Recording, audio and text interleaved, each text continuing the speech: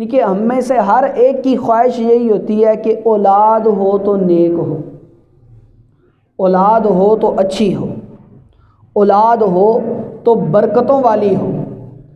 دنیا میں بھی سکون دے، قبر میں بھی سکون دے،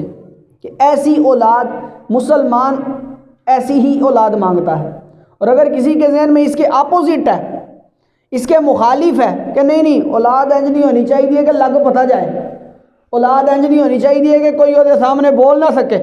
اولاد انج نہیں ہونی چاہیے کہ سارے محلے دے نک وچ دم کیتا ہوئے انہیں، یہ کوئی بھی نہیں سوچتا۔ اور اگر کسی کا ایسا خیال ہے تو اس کو حضور کی تعلیمات سیکھنی چاہیے، نبی کریم علیہ الصلوۃ والسلام کی تعلیمات کو سیکھنا چاہیے کہ ایسی اولاد دنیا میں بھی فائدہ نہیں دیتی اور آخرت میں بھی فائدہ نہیں دیتی۔ تو یہ نیک اولاد کی تمنا کی جاتی ہے،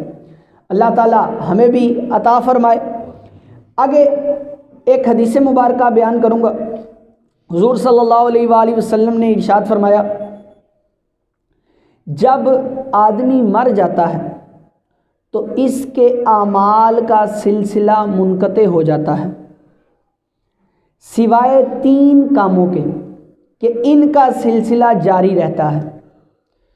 ایک صدقہ جاریہ، نمبر 2 وہ علم جس سے فائدہ اٹھایا جائے،